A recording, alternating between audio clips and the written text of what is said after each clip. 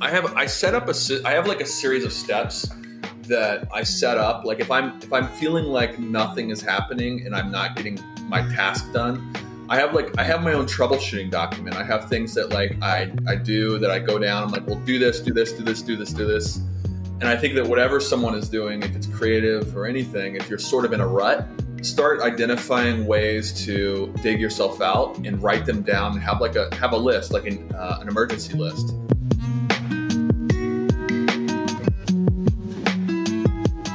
Welcome to the Mindful and Driven podcast, where we help you to not lose sight of what's really important while chasing your dreams.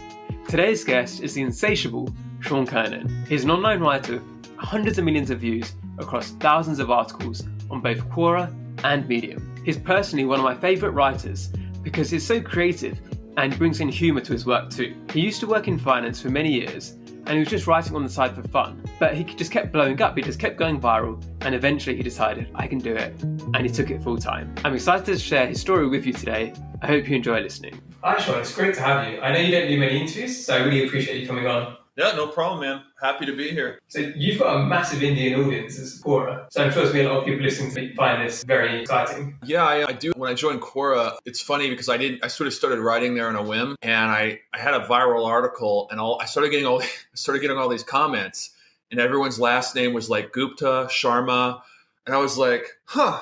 And I'd never interacted. There's hardly any Indian people here in Florida, and suddenly I had this viral article on this site, and I was seeing all these really long South Indian names, like, the longest names you've ever seen in your life. They're 25 letters long. The randomness of the internet. I ended up getting a huge following from India. Well, one thing I really like about what you do is that you bring in a bit of comedy into your answers, and you put a different twist onto what a lot of people say. And you've done so many answers like this, but one thing I want to know is, what's some common advice you disagree with? Problem is on Quora, because it's a question and answer, one of the complaints about the platform is that people just regurgitate dictionary answers. It's almost like they copy and paste them.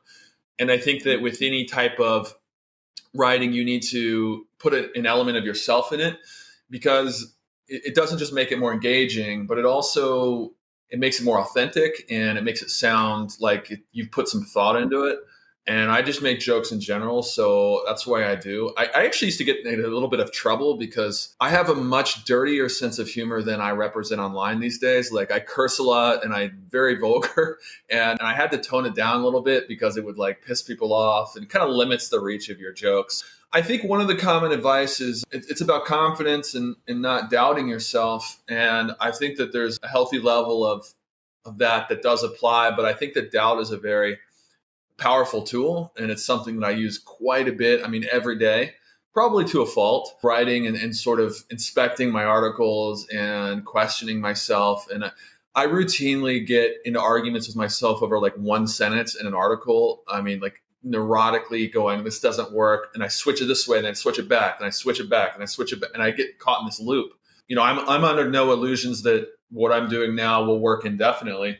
It's very possible that it'll just become defunct and dated, and I need to keep revising it. So I think doubt is, I get this mindset from swimming, because I was a swimmer in college, and there's never a point where, and this applies to most sports, where you are a finished product. You're always looking for ways to make it better and swim faster and be more streamlined in the water. And really, that's just kind of the constructive, critical mindset that you apply to things you do. I mean, I think that you look at Caleb Dressel, he just won 5 gold medals, and I've been following him for years. And he, when he even wins a race and smashes a world record, when they interview him, he always lists everything he did wrong in the race. So finding ways, and I think there's a line between being critical of yourself in a healthy way and just beating yourself up. And you got to be mindful of when you've crossed that line and reel yourself back in. So I think one thing that's interesting about that is when people say never doubt yourself, then we're all human and we do doubt ourselves. So it becomes almost this cycle of shame of, oh no, I shouldn't be doubting myself, so I'm doing something wrong, which then puts you into a negative spiral because you start feeling bad about doubting yourself, which makes you more anxious, which makes you doubt yourself even more. If you can have some level of acceptance that it's okay to doubt yourself, like even if you've got billions of views online and you still doubt yourself writing. Like Caleb Dressel has got like Olympic gold medals and he still doubts himself when he swims. that's okay then. You can be successful and have a little bit of doubt. You don't need to stamp it out. Yes. And it is a fine line to walk, though. I mean, it's so easy to get too hard on yourself. And this is like what, the psychologist's offices are full of patients because of harsh self-talk. And so it's super easy to get in that trap. And, it's a thing I navigate too. I try not to, I read, I read articles all the time, and I'm like, I can't even reread this article I wrote. It's terrible.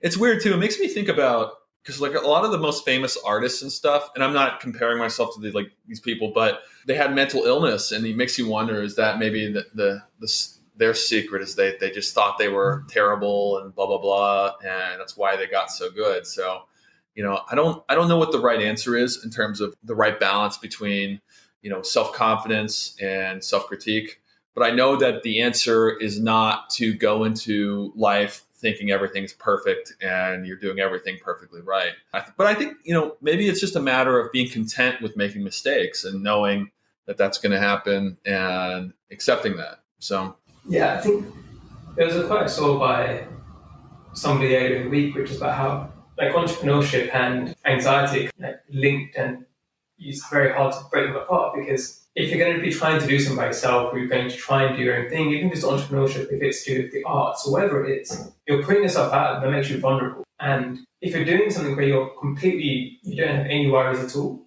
you're probably not going to be thinking about your audience or the people you're serving. So you need to have some level of self-doubt, just so you're paying attention to what other people think. Absolutely. And I think that there's a necessity of attention. There's got to be attention somewhere inside of you, because that's really where things happen. When I was a financial analyst, I remember I would do these reports all the time. And I remember having these financial reports, and these are the reports that are printed and sent to all the executives that list the earnings and everything. And I would sit there and I'd be the last one in the office, and I would just be terrified that there would be a typo or some number wrong. And I would proof it just over and over and over. And there was no mistakes the last 10 times. That's just the hard thing about it. There's got to be something that forges you, and there's got to be that anxiety that entrepreneurs feel. That doesn't really go away. I mean, writing, when I first started going on my own and being a writer and a ghostwriter and all these things, it was extremely fun because I could wake up whenever I wanted. I could jump in my car and go to the grocery store. There's no one to check in with. I didn't have to put a PTO request in. But then it sort of dawned on me that, this train only moves if I keep it moving, and I've got to find the ideas and the clients. I would still choose this any day over being in an office, but it really is, there's no running from that tension. And I think that's in competition too, in sports. I mean, it's got to be there, or you're not going to be your best self. I mean, look at like rappers. If you look at music and rap, Eminem got famous from doing rap battles. He got good at rapping from competing, and so whatever. There's always got to be an edge, in whatever you're doing. You got to find it, and I don't know. I've learned to enjoy it on some level. It's kind of fun to just figure out and really channel that energy into something. So yeah, completely agree. Even from my karate days, it's where a lot of the time, for example, some of the people I was fighting, I knew that they were going to win. I knew I didn't really have a chance. But the fun bit was trying. So even though I knew I was probably going to fail, but it's let's see if I can get a few points. And that was my challenge. And you can find different ways, even if you're not at the very top of your game. If you start running, for example, you don't need to try and beat the world record. It's let me see if I can get faster than 30 minutes for a 5K, and then 25 minutes. And you can go from there. And it's kind of setting your own standard. Absolutely. And that's a good segue, because when I was swimming, it was very common that I would be the fastest guy on my team. But the best times I did as a swimmer went on the last team I was on, where I was not the fastest swimmer. I went significantly faster, and it sucked not being the fastest guy and getting the ego boost of getting all the social currency with that. But when I was on a team with faster swimmers, I got better times. I'd rather have the better times than be the dude. Yeah. I mean, that's a good, it was definitely a good lesson for me. And it's swimming is it always comes back to that for me, because it was my life, and it applies to every career. You're kind of in your own lane. The world is competitive, but really you're kind of in your own lane. You're just trying to be the best that you can possibly be. And you can't change what happens in those other lanes. So. Yeah. And so you did swim when you were at university, right? And you were trying to balance swimming with whatever else you were doing in life. Did you find that quite difficult, and how did you manage that? Because I know that people struggle to keep hobbies on the side? Yeah. So I started swimming. I was at George Washington University, and it's just really crazy training. And you're waking up at 6 a.m. and you're coming back in the afternoon. And I was just a drunken idiot. I was chasing girls, and I wasn't doing much homework at that point. But I just wasn't sleeping. That was the main thing. And my body started to break down, and I couldn't even get through the day. It was sort of an early lesson on the importance of getting sleep and like managing the basic things right. And it took me a few years. It took a few years for that lesson to like set in. But today, I mean, like, there's nothing. I love getting a good night of sleep, like eating a good meal, because I know that if I eat terrible stuff and I don't sleep, I'm just not going to be a functional human being. And I think that one of the things that people like really need to like hang on to is that I think there's deal breakers when it comes to being happy. Like, there's deal breaker habits, because the human body is really, we're just like millions of chemical reactions happening at once. And if you compromise and you drink alcohol all the time, or you smoke cigarettes, or you sleep, have sleep deprivation, you're toying with that chemistry, and you're going to be miserable. Like, there's just no way around that. You're going to stack the odds against yourself at least. So I think with the balance side of it, that's the biggest lesson I learned from all that and that I try to do today is I try to go to bed at roughly the same time, wake up at a decent hour, try not to just, trash my body, because I just feel better in general. One of the things that used to happen to me a lot, especially when I was training heavily for karate, is the amount of naps I would have. So I would be training 20 to 25 hours a week at my peak. And it would be on Sundays, it would be a morning session. Then I'd come home, sleep for a few hours, then have an evening session. And that was the kind of way I was able to cope, is by having all of this additional sleep. Especially when you're younger, it's very hard to try to go to sleep early, I found. I'd have these naps so that I could then stay up later. Yeah. Because that's when all the action was happening, I guess. That's when people are awake, that's when people are most social. So I kind of had this almost weird routine where I'd come home from work, or have training, sleep a little bit, then wake up again and be active on social media or whatever. And it was a very bad way to do it in hindsight. But I think it was my body basically forcing me to say that you need to sleep. And I just find to sleep in the weirdest positions, where if you can make a better routine where it's consistent, that's always more ideal than you sleeping because your body's shutting down, which is, I think, what's happening to me. Yeah. I did the exact same. You're giving me deja vu, because I did the exact same thing in college. Like, I would come home and I'd be like, I have a class at 10. It's now 9:30.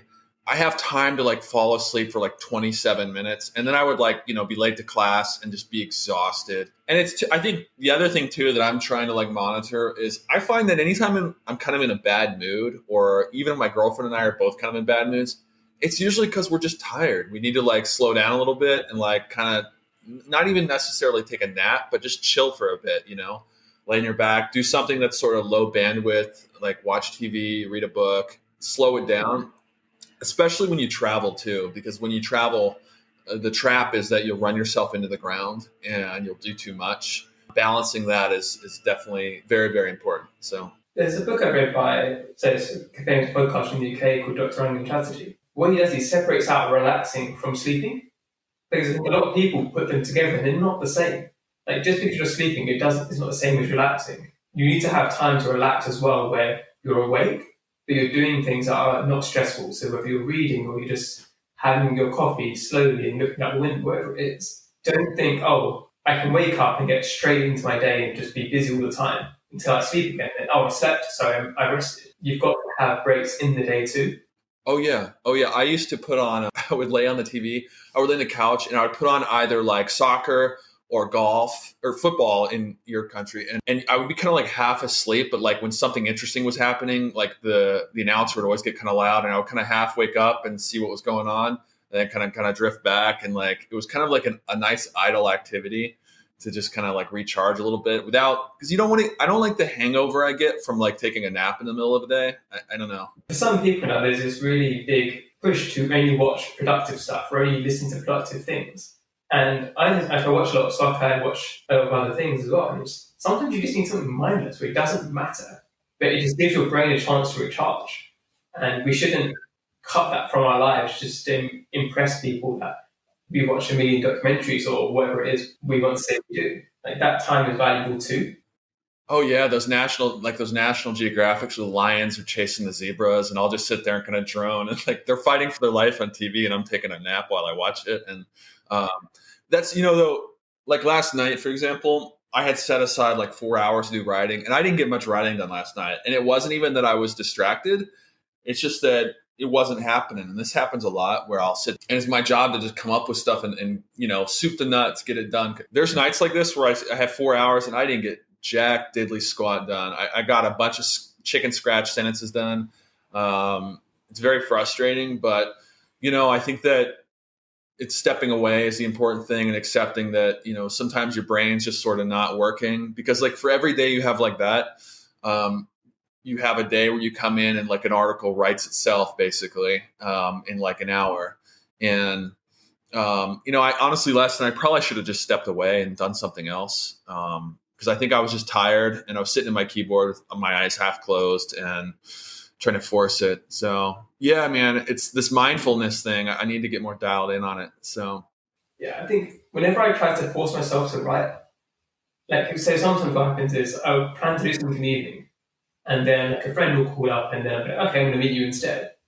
And then sometimes I try to write when I get back, and it's just a waste of time. Like I'm not in the right mood. I'm tired. It's better for me to just go to sleep and try in the morning. Whereas because I attempt to write when I'm not in the mood, that like just waste. I don't get the rest I need, and I don't get anything done either. So it's the worst of both worlds. What you can do too is if I'm just feeling off and it's just not working, I'll put in my headphones and I'll listen to a podcast and just go for a walk. I mean, that can kind of get my wheels turning, and it just engages a different part of your brain, like that's got a little more gas to it, I think. So yeah, I mean that's an option too. And I have like a series of steps that I set up. Like if I'm feeling like nothing is happening and I'm not getting my task done, I have my own troubleshooting document. I have things that like I do that I go down. I'm like, well, do this.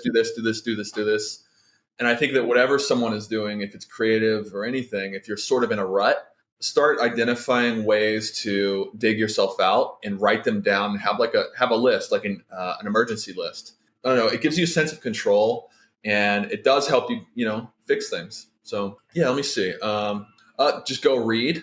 Sometimes I'll go read just random lists of random facts articles.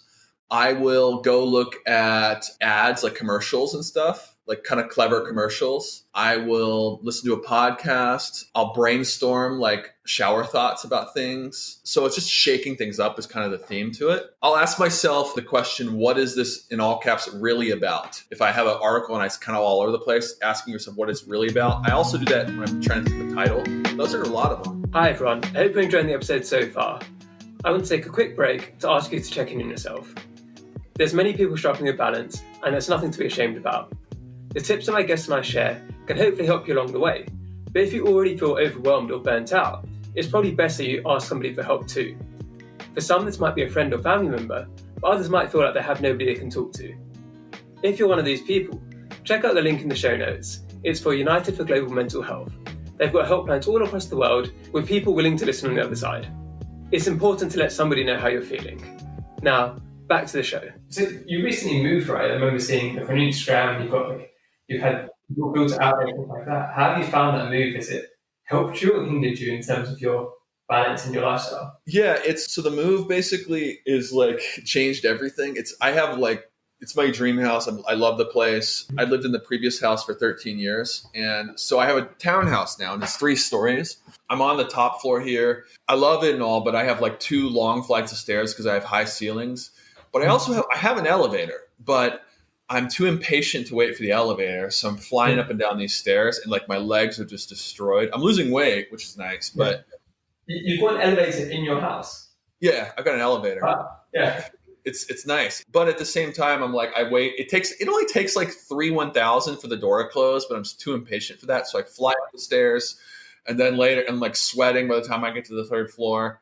Yeah, I mean, so being more patient with it and just upending my routine, man. Like, because like when I'm used to everything being in a certain place and like getting a new system down, most people roll out of bed. Like they sit at the same spot for breakfast or wherever where they turn on the TV. They have like the same thing for breakfast every morning, and then they brush their teeth, and just jumbling all that and resetting is taking some getting used to. I mean, it's a good problem to have. I lived in this shanty house that was it was 1,100 square feet. And essentially, I lived way below my means for like a decade. I mean, I was saving money, investing money. But the house was like about to collapse on my head. But I lived in this really nice neighborhood. Like if you drove through this neighborhood, you'd see these like giant mansions. And then you would see like this tiny like hut sandwiched between two giant mansions. It's like laughable. And so finally, like I'd had a lot of people knocking on my door to buy the house. And finally, this guy behind me who, really wealthy, he owned like a 70-foot boat. And I said I was finally ready to sell and sold it. And he gave me a cash offer. So do you feel like it was worth it, like living below your means for that long to get the house you're in now? Yeah, it was, because I'd invested a lot of money in Apple. And in the past 2 years, Apple has like tripled in value. And so it really positioned me to get a better house. So I ended up selling it at like less than a quarter of what I sold it for the Apple stock. So it was just very opportune. Do you think you're now at the point where this is your successful lifestyle? This is like your ideal lifestyle you want to continue for the future, or have you still got things you're working on? Yeah, I'm very happy with what I have now. I mean, the house is like super nice. I don't need anything much nicer than that. I don't need to have anything like, it's weird because like I'm not into buying sports cars and things like that. And I feel successful. I mean, I have things and I feel very fortunate, but I don't know what else I need or want. I mean, I'm okay with this. And I think that if I could just continue writing and making a decent income, and I'll just be honest, like I said that when I started writing, I told myself if I could just make like, 70,000 a year, I'd be fine with that the rest of my life. And I still feel that way. I mean, if I could just make a decent income and, I don't need anything more. And as long as I have time and I love not having a boss and the flexibility of living my own life. I mean, I don't have email anymore. I don't get emails. Like I check my email twice a week. And I used to go into work and I would have like 100 emails every day that I have to get through and figure out which ones are important. And I'd have people stopping by my cubicle every 5 minutes, bothering me with something. It was just constant drama and tension. And God, I hate the corporate life so much, man. If I can stay out of corporate, continue doing the writing thing, I'm good, man. That's all I need to do. I'm happy with dying at doing this. Do you know roughly how many hours you work a week at the moment? Have you got a kind of routine, or is it really? I don't count. No, I don't count because I had to track my time so much in corporate. It reminds me of, I don't think I work as many hours as I did when I was in corporate. I work every day though, and I treat it more like kind of a lifestyle. Like I write every single day. I think about writing all the time. So is that including the weekends, so Saturday and Sunday you spend? Yeah, not all day writing, but I write every day. I just kind of prefer it that way. I mean, and I did that even when I had a job. I would come home and write on Quora. I mean, I think that's kind of a sign that you love what you do. It doesn't feel like work, really. Yeah, there's days I'm like, oh, shit. I don't know what I'm going to write. The article I wrote yesterday was garbage. There's days where I'm writing something and I'm 90% done and I'm thinking to myself, man, this one's a total stinker. This thing is going nowhere. And I mean, I don't know. I feel very fortunate, and yeah. I mean, I think that my way of doing it is not necessarily advisable. I think that a healthier way of doing it, where you divide your time and you do it I think most writers are kind of more systematic about it. They're not like full corporate. I mean, how do you do yours? Are you Monday through Friday? I started tracking my time using something called Clockify, because what I found is that I just ended up working random hours. I would be sitting at my computer, but not actually doing anything, and then I would have time for things. So I feel like when I'm against the clock, then I say, okay, I'm going to do this in the next hour, and I'm being timed, and then I'm going to go and do something else. So I found that helps me in that way, just because it kind of gives me a bit more structure. So at the moment, the amount I'm working each day is really varying. So it'll be like 4 hours one day, 8 hours the next day, 6 hours the next day, because I'm still in the honeymoon phase, I guess, of me quitting my job. So I'll go to yoga in the middle of the day, I'll go out for drinks with friends, and I'll do all this other stuff. I'm kind of making a lot of time for social life at the moment, because what I kind of saw is if I quit my job to be free, then if I'm forcing myself to work all hours of the day, then I've just put myself in another jail. So I've gone from one place to another. I'm trying to have that freedom, and I think if ideally I could get to Monday to Friday, just so I can do things at the weekend a bit more, where I don't have to be out the weekend and think, oh wait, when I get home I need to do that. that's what I kind of want to get to, where I can have that peace of mind where when I'm doing something the weekend, I don't need to think, oh, I need to get this done before I go to this brunch or before I go to see these people. I think that's the kind of thing that's most important to me, is the having the clarity of mind where I can just not think about this. It can be thinking about writing ideas and thinking about, oh, this could be an article or something like that, but not thinking about like admin tasks that I need to do, I guess. Yeah, that's good. I think that's a healthy way of doing it, man. That way you're dividing things up and you're being more efficient. And I use a thing called Habitica. I often have just like a daily, like I have a set of like recurring tasks that I do each day. And so mine is not really time constrained. It's more like goal oriented. Like, what am I going to do today? And like, I have like a 100% equivalent, which means finish an article today. Like whatever you do, it's got to be done. And then I have like other things like, don't check your stats till 6 p.m., meditate, positivity journal, and don't eat for like 2-3 hour windows because I have a pattern of grazing. And so you punish yourself. If I screw up on these, I have to ding myself. I can do a minus button. So I do this a lot to self-regulate. I think that, controlling your behavior and knowing how you best work is very important. I sort of like the flow, and I don't time mine because it's kind of like a fuck you to corporate in a way for me. And I like to just kind of do it whenever I feel like doing it. And my girlfriend always comes over on Saturdays too. She usually comes over around 2. And I find that like that's when I write the best, is when I know she's coming over.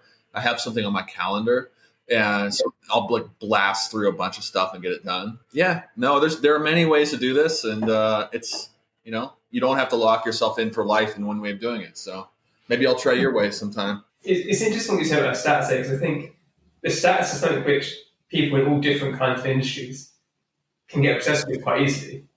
And like you've got yours, you don't check your stats until 6 p.m. But for me, I don't check my stats until the end of the month. That's the way I do it. Oh, so I kind of got like built in, because especially when I first started writing, I'd be checking my stats every hour. I'd be waiting for it to refresh each hour. And then say, this just isn't healthy, I can't do this. And then it kind of became a point of pride, like my self-discipline, like can I wait until the end of the month? And then I keep telling people that I do it. It kind of gives me that, is a sense of satisfaction that I've been able to control myself in that way. Because I guess what you realize as well is that when you look at stats that often, it's so many things that have got nothing to do with your actual content. It's the same for Instagram. You might post 2 photos. One gets 1,000 likes, one gets 100 likes. And it's like, you don't necessarily need to read into that. It's not like one was that much better than the other. It just could have been that day there was football on, that day it was raining, or whatever it is. Yeah. And I think sometimes it can really stress people out when so much of it isn't in their control. Dude, social media is like so insidious, man. Like those likes and stuff, checking that. Like it's really kind of like sick if you think a lot about it. Like those data scientists, they're just trying to like get inside your head and like really juke your dopamine receptors. And like, I mean, it really is not healthy to even ever check your Facebook likes. I mean, I think with the stats, your end of month thing, I think that's good. But for me, I find that like I need to see them, because when I see them going down, it gets me motivated. I'm like, oh shit, I got to write. So I think there's definitely like a healthy balance. And I think if that works for you, I think you should just stick with it though. I mean, I'm not always good about the stats thing. I check them a lot, and I need to get better about that. And that's just because I'm like, I was a financial analyst for so long. I'm like obsessed with numbers and analytics, and I got to stop doing that though, because it's a nothing habit. It doesn't change anything. Like if that time was spent writing, I'd probably have more money. Along those lines then, so what's one mindset shift you think listeners could make to make a positive difference to their lives? Well, I think that there's like some of the things we talked about, the main stuff, like getting your lifestyle down correct, because I see a lot of people that they're like staying up till 2 a.m. playing on their phone. They're eating fast foods, especially here in the United States, like the diet people adopt. And, they go to lunch and they have this giant hamburger and French fries. And then they're like drowsy at their desk for the next 3 hours. I'm like, well, what did you expect, man? Like, come on. Like what? So avoid the deal breaker habits, man. It's like to stay vigilant and really attack like what you're doing, and be open to like being bad at things too. I think that the trick that I had was like with writing on Quora is like I wasn't like a good writer when I started. I was actually pretty awful, man. The first year art answers I did are just god awful. I mean, it's like the thing about writing too is you think about like bad memories, and like things that kind of make you wince. Like with writing, they're like in print. Those are bad memories that everyone can still see and it's out there. And it's sort of like those highlight reels. If you're a fighter and you get knocked out really bad, like now you're on someone else's highlight reel forever. And that's okay though. Like you've got to just embrace that. And like, I've been so shitty at so many things, man. Like I tried to play guitar and I was terrible at that. I tried drums. I took art classes and I was like the worst student in the art class. Like, but I think that even if you're bad at things and you try super hard at them, it still gives you something like subconsciously, like a skill and a thing that you can like stay with. And I think the goal doesn't always have to be exceptional at things that you do. I think it's just good to pursue getting better at things and see what happens. And I only stayed with writing because I kind of enjoyed it. Like I was willing to, like I came back and it almost made no sense. I was like writing on the internet for no money. Why am I doing this every night? Like, why am I? And people would ask me that. And I was like, I don't know. I just enjoy doing it. I like writing. And I think that if you find a hobby like that, like where you're willing to be bad and continue doing it and enjoying it and doing it consistently, there will come a day where like you're suddenly a lot better at it. And people are like, oh, you're pretty good at this. So I don't know, just explore and try things. I mean, and don't be too hard on yourself, man. Like you're going to be shitty at it when you first start. Like there's so many examples of this happening for me as well. So for example, with dancing, where a lot of people are scared to go to a dance class because they don't want to be bad. Mm-hmm. And according because the whole point of going to a class is to get better. You don't need to be good to go there. Same with like yoga or going to the gym. You don't need to be fit to go to the gym. The whole point of going to the gym is to get fit. And just that shift in the mindset of like, you're not going there to show off. No. You're going there to get better. Yeah. It's like, and the other thing too is that like, here's the other thing that kills people. It's like they go to a class with a bunch of other beginners. They start, let's say we're drawing and you're drawing, and each week this other person is progressing faster than you. You see them, like their pictures getting better and better and better. And yours are still kind of like, so progression is not linear. Like people hit ceilings and bottlenecks, and like it's very possible that you come in one day and suddenly your stuff like comes to life. It gets way, way better. And that happened with writing for me. Like I wrote 100,000 horrible words before anything was kind of decent. And like you just have to have this like stubbornness to like keep going and not care if it's bad. Just keep doing your terrible pictures and go and go and go. And dancing, I'm sure it's the same thing. I'm sure one day eventually something clicks in your brain, some like neural pathway like links, and you're like, oh, this is how you twirl around. And so, yeah, I mean, the payoff is super sweet too when like you struggle for so long too. I think the other thing as well is that a lot of people don't even notice how bad you think you are. So you might get some trolls, you might get some people who like, oh, you're rubbish, but many people won't say that. Like they just won't really pay attention. They're too busy focusing on themselves. Like, if you go to any class, let's say you're a writer, right? Or if you're an artist or whatever it is, the people who are higher up, they're going to be focusing on themselves because they want to get better. They're not really focusing on like, oh, how bad is that person in the back corner of the room, are they? Like, they've got other things to do at their time. So you don't need to like, put this pressure on yourself that other people are judging you because they probably don't care. No, they don't care. There was some quote or some comment I read that everyone goes through life thinking they're the star of a movie about themselves. Mm-hmm. And like everyone is so in their own world. Like the guy next to you that's doing the better art, he's probably sitting there thinking his painting is horrible. So like, I mean, in most of the memories that we cringe about, like no one even remembers it. Like they're too busy replaying their own lowlights in their head. And yeah, I mean, I agree 1,000% on that. So I think there's this experiment that somebody did as well, because people get worried about what to wear to work. And two women wore the same clothes for a year to work. So it's like they washed it obviously, and there was like different sets of the same clothes. And nobody noticed. And people were complimenting them like every week, like, oh, nice dress. And really? Because you think people are paying attention to it, they're just not. They just don't notice. No, not at all. They're just totally, I mean, so yeah, I mean, there's a good lesson in that. And that, I mean, I think that just going easy on yourself about being bad at things and, everything for me comes back to writing too, and just making sure that like, if you're really serious about getting good at something too, make sure you're getting you're getting feedback from someone who's credible and whose skills you respect. And you've got to get some sort of loop going where you're on the right track and you're not just spinning your wheels and going nowhere, because that can happen too. So it's been a pleasure to talk to you, Sean. Where can the listeners hear more from you? Yeah, just look at my stuff on Medium, and I don't sell a lot of things really. I'm just kind of a writer. I fly under the radar, and I write for clients. And just come say what's up on Medium for now. That'll be fun. And then the final thing to wrap up on: what's one small thing that's brought you joy recently?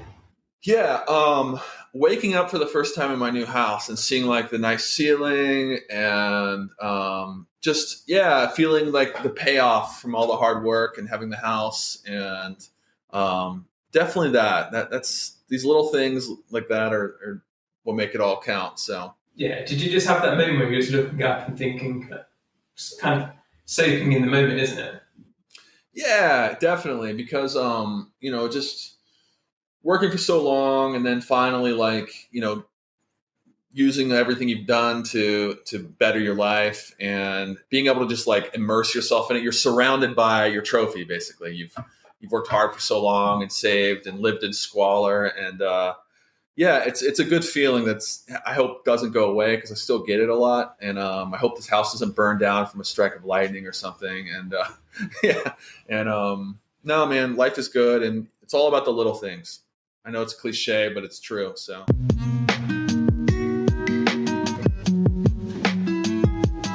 If you're listening on Apple Podcasts, I'd love it if you could leave me a 5-star review. It really helps get the message out further. Wherever you're listening, it would be awesome if you could subscribe and to share on your social media channels. If you want to see more of my work and advice, you can find all of the links in the show notes. Thank you again for listening, and I hope you have a lovely day.